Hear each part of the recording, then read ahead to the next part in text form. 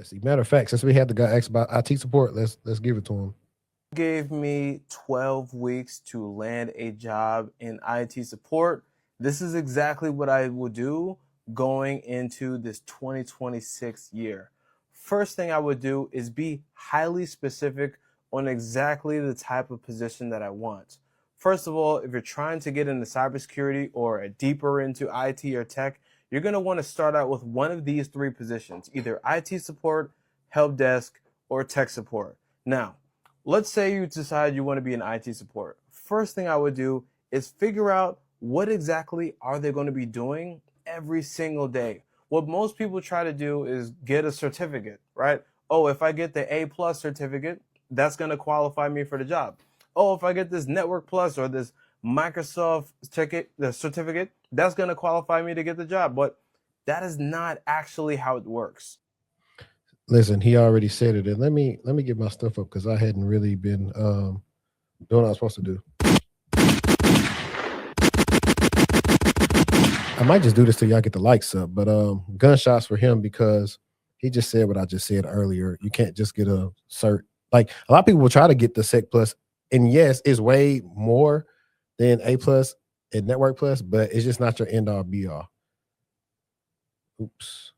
Single day. What most people try to do is get a certificate, right? Oh, if I get the A+ certificate, that's going to qualify me for the job.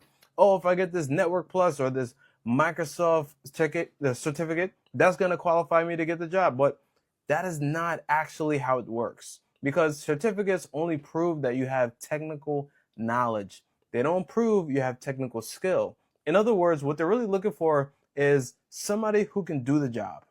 So if I want to get the job, I need to figure out what do they do on the job. So I'm going to figure out what are they doing every single day? What is their day-to-day? What does somebody in IT support do? I'll give you some examples. Hopefully y'all taking notes. That's the way to get your IT job. If you're in IT support, first thing you're probably going to be doing, you're going to be working with new employees. People who just get hired for the company, guess what? They need a laptop. They need access to certain apps. They need their users set up, right? They need probably access to Microsoft 365. Maybe they need their Google account set up.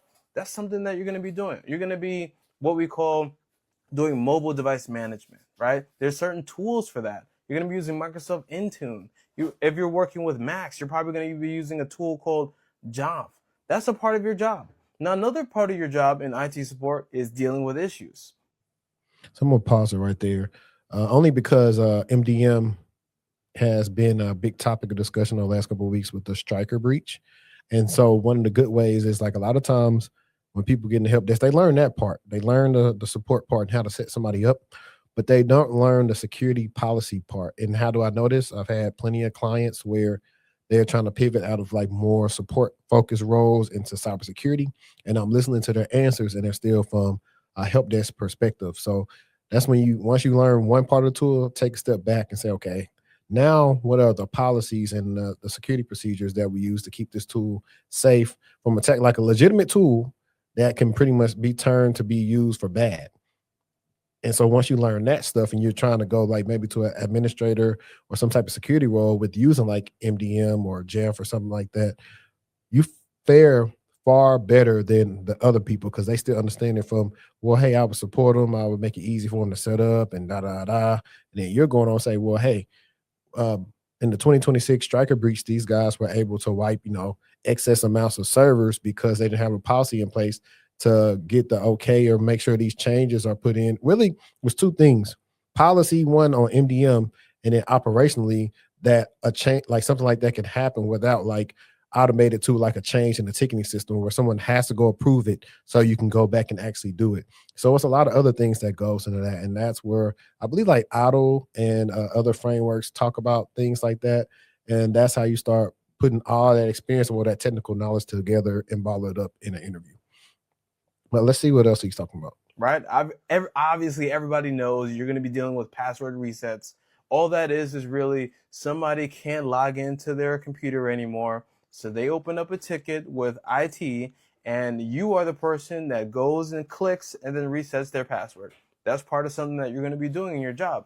Another thing that's part of your job is you're going to be using what's called a ticketing system, right? So a ticketing system is how you receive your work. So while I'm working on this 12 weeks, I want to get experience in these areas of work. This is what I'm going to be doing every single day. And they're looking for people who know how to do that work. So instead of trying to get a certificate, I'm going to go and get experience.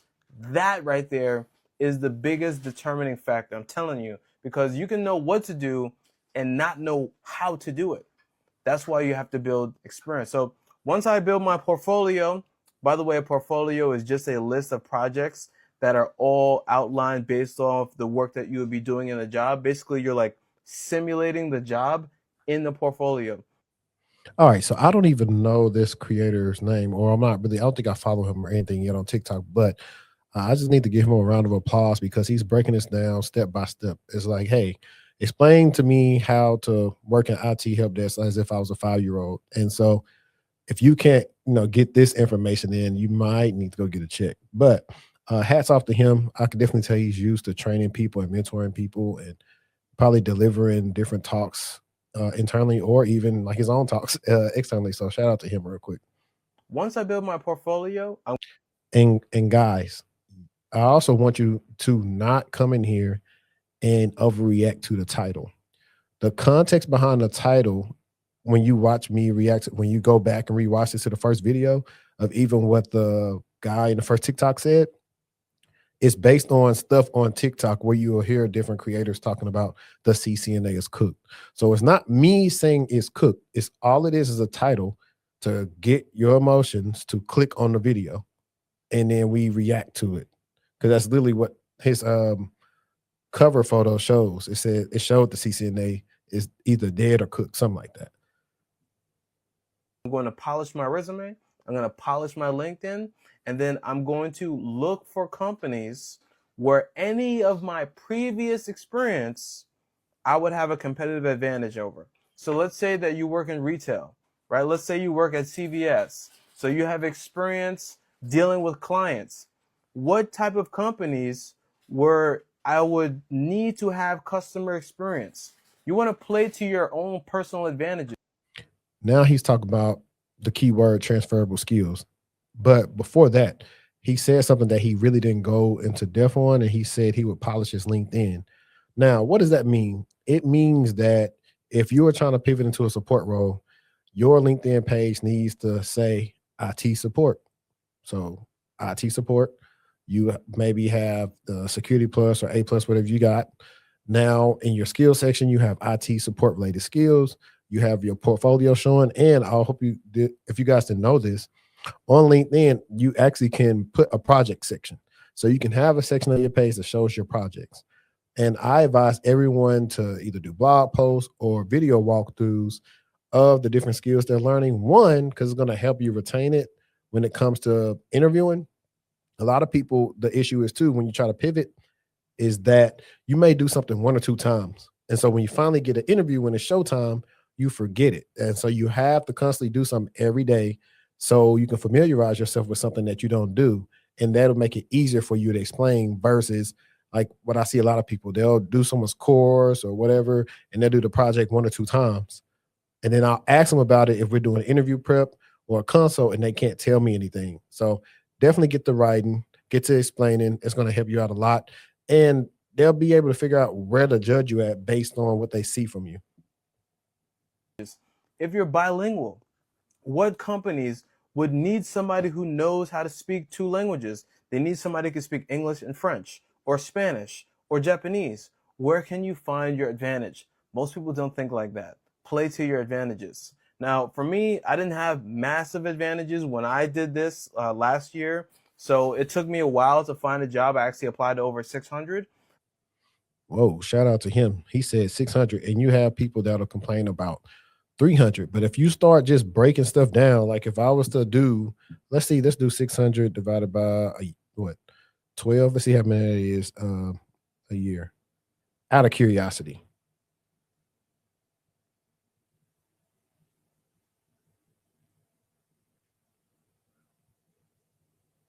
That's only, unless my math is wrong, 600 apps is 50 applications a month. Yeah. Now I don't know what his time frame is. Maybe we'll be generous. Maybe he did it in 6 months. So that's like 100. So maybe he did 100, but that's not a lot. When you really think about it, that's not a lot of applications. Everybody looks at the end number, but once you break it down over how many months or something, it's not that much. But I did that within a short period of time. See, most people, they apply to like 200 jobs in 2 years. I did 600 in 2 months. So I would Ooh, also okay. play So the 300 a month. volume game. And then every time I would get an interview, right, the first couple of interviews, when I actually did this last year, I bombed really bad. I would take time to study and figure out what was I missing. Another thing that I would do in this 12 weeks is that I would practice behavioral questions. Everybody knows that you have to get good at the technical part, but most people skip the soft skills. Now, the behavioral questions is when they're asking you questions like, hey, tell us a time where you messed up. What did you do to resolve it? Tell us a time where you dealt with a difficult customer. How did you de-escalate the situation? Tell us a time where you didn't know the answer. How did you solve the answer? See, what most people do is they wait until the interview to be able to answer that question. But I'm telling you, Listen, I ain't got to play no more of the video. He didn't gave a lot of y'all a lot of free game, but he's right. Preparation is the number one thing that can hurt you in an interview. And also, a lot of people don't have a lot of stories to tell. However, in a role like an IT support or help desk or whatever, you will be interacting probably with a lot of clients. So if you have a retail background or a service background, something that you dealt with clients, you can lean into those because they'll ask you about that. Because a lot of times doing support, and it depends on what type of support you do. Pretty much a lot of people in the call center background will be really good for this as well because they deal with angry people about their money. You have to be calm, cool, collected, refer to your playbooks and say what you did or use this and leverage this, reached out to the manager and got them involved, documented the issues, and we were able to solve their problem. One of those BS, I went above and beyond or something like it was an issue with the customer. But he's right. If you don't write out your stories beforehand and map them to different type of behavioral questions and probably try to answer them in a star format, it's going to be rough for you when you do those couple of interviews, which is fine. It's all learning experience. And the easiest hack to get good at interviewing is just record your interviews. Have a person that has more experience than you, that maybe is not related to you or whatever, and have them react to it. Have them listen to it. See if they are able to gauge that, okay, you answered this right, or hey, you should have said this or that. That's one of the easiest ways to get better at interviewing. Let's see right here. We got a super chat right here. My job just laid off about 3/10 of our tech ones. I'm a tech one, but I'm also the Thousand Eyes leads. I run network tests and reports close to my second year in IT, making 56K in Cali. You should always start looking. If you're in Cali, you should have been looking. 56K in Cali is not a lot. Shout out to you. And it's not to down talk the money, but in California, they definitely know when they're getting over.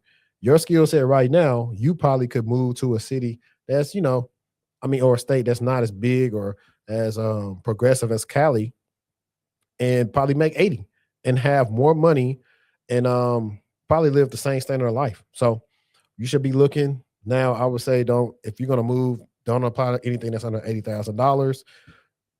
Get all that experience right up, get your brag sheet ready and start applying because you don't want to wait till it's too late. The worst time to search for a job is when you need one. It's always better to find a job when you already have one. So that's what I would say to that. Let's let him get to the end of this, but shout out to you, man. I appreciate the support. Like I said, guys, I'm not a typical streamer, but super chats do stop the show. So shout out to y'all for the support. if you do that, you're already shooting yourself in the foot. Somebody who is prepared will do way better than somebody who's unprepared. And the way that you prepare for behavioral questions is like this. You get like the 10 most common behavioral questions. By the way, this is what I did.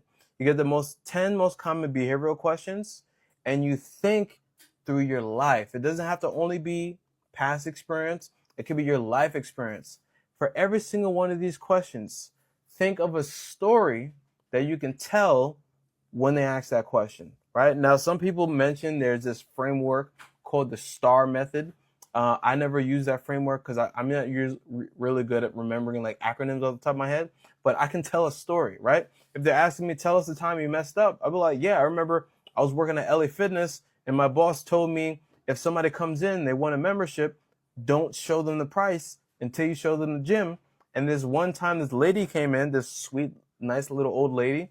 She was like, oh, my daughter signed up. Can you just sign me up? I already know how much it costs. So I didn't show her the gym and I showed her the prices and she ended up not signing up.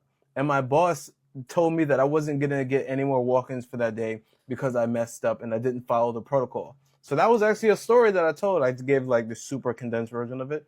But that was a story I told in my interview. And I remember in my third round, my boss said, wow, you really are good at telling stories. Because he had heard from everybody else that was interviewing me that I would tell these stories whenever they would ask me those questions. So that's what I would do if I was breaking in. And I'll tell you, the journey is difficult. I ain't gonna lie to you. It will challenge you, not in a physical way. It will challenge you emotionally. It will challenge you emotionally because you're gonna deal with rejection. That's just a fact, right? Like I applied to 600 jobs. I'm telling you, every time I see an email that says we regret to inform you, it just kind of brings up PTSD. All right, so I hope that really sheds light on what you. All right, so he's done. Let's get me back on here. I would say love what he said. Love what he said. If y'all saw his name on there, please go follow him. I would say though, try to make your stories be work related. If you get to bringing up something from your personal life, it may trigger you and you'll start stumbling on the question. So don't do that because it reminds me of a question I used to struggle with. And it used to say, hey, what's your best strengths and weaknesses? And so most times when they ask us this, we focus on us personally, our personal strengths and weaknesses. And that is a disaster for you to start thinking because one, a lot of times if we're all ego, I ain't got no weaknesses. That's what we're thinking. Two, you never think about your weaknesses. But honestly, for a situation like that, focus on what your weaknesses may be to that job versus your internal ones. It's an easy way to talk about what you know and what you don't know and get in and get out versus taking 5 seconds and they say, well, I guess we can come back to that. So that's a little tip that I'll give you in case they ask you that. And yeah, I messed up a time before. They asked me one time on an interview. Matter of fact, this was a FANG company. And I knew I went back and listened to my interview. I said, I blew it right here. And they asked me about the time I messed up. The time I messed up was something stupid. And it's because I did not prepare to talk about any time I messed up. Because honestly, in that time, I felt like I don't really mess up. And recently at that time I didn't. And I should have went back to like 5 to 7 years prior when I messed up at the knock. That would have been perfect. But instead, I said something stupid about like not being on camera. It just seemed immature and stupid. I was trying to think on the fly and I didn't think it through. But I literally went back and listened to that interview and said, I blew it right here. This is where you blew it. This is why you didn't go to the next round. And I knew it. But everything is a learning experience. Everything is a learning experience.